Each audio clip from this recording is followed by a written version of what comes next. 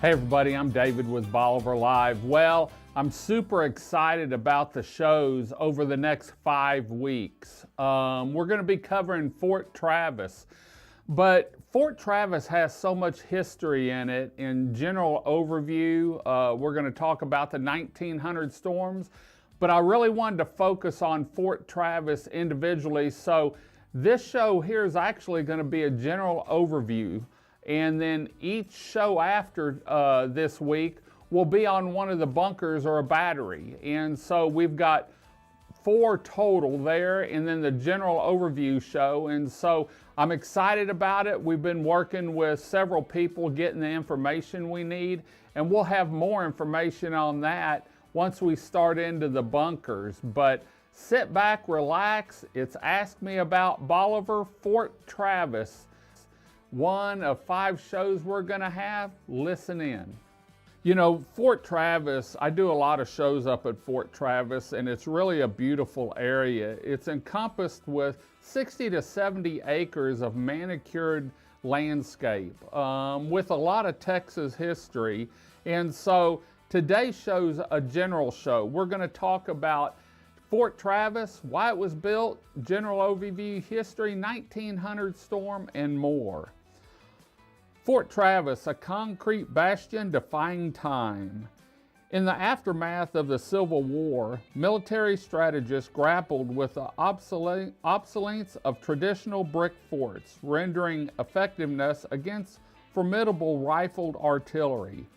Fort Sumter, once a majestic 3-tiered fort, was reduced to a pile of rubble. However, the state of Texas, having entered the Union shortly before the Civil War, missed out on the early fort's construction post the War of 1812. In response to the changing military landscape, the Endicott Report of 1885 advocated for a massive construction program leading to the establishment of new forts, including Fort Travis.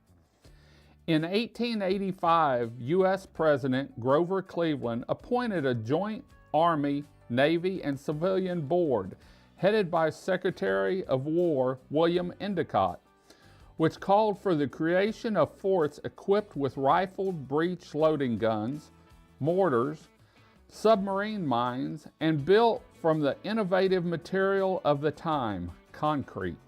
In 1895, the Army Board of Engineers selected 3 strategic sites for the Galveston forts: Bolivar Point, Fort Travis; Fort Point, Fort San Jacinto; and City Beach, Fort Crockett.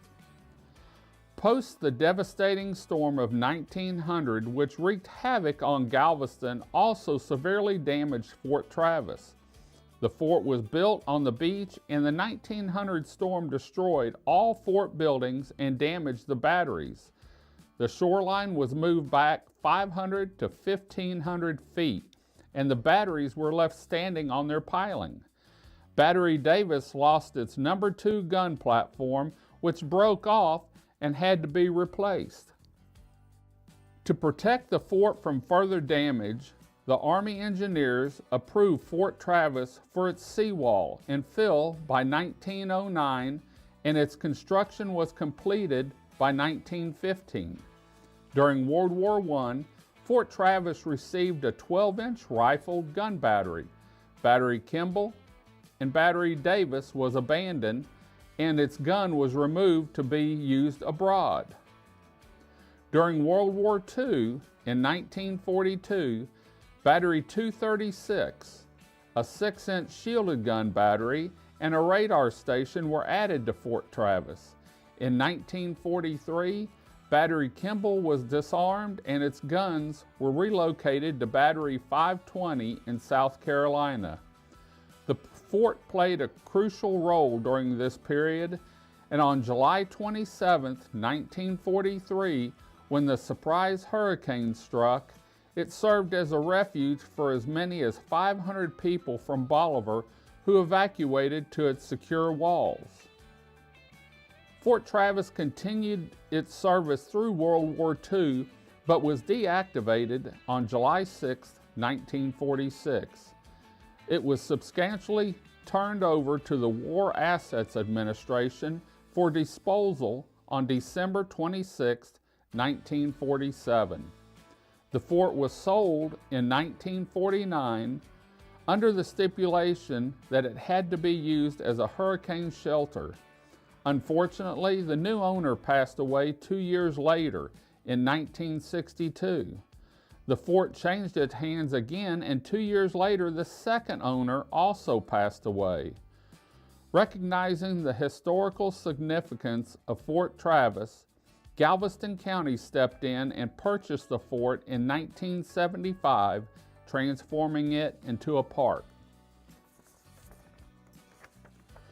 Fort Travis, with its rich history spanning from the Spanish-American War to World War II, stands as a testament to the ever-evolving nature of military strategy.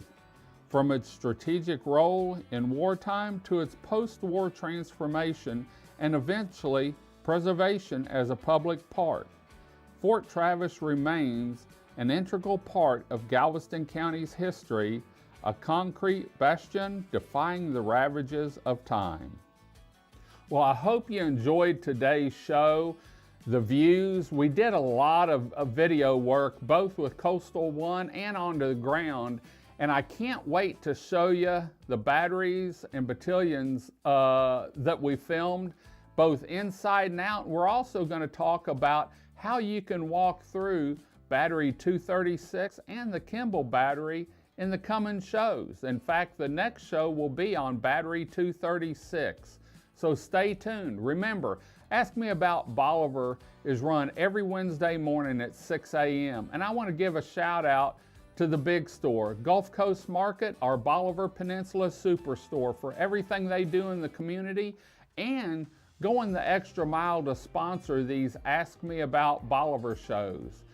People don't understand what Keith and the big store means and do to in the community, and I just wanted to say thank you to the big store from Team Bolivar for sponsoring all 32 to 35 Ask Me About Bolivar shows.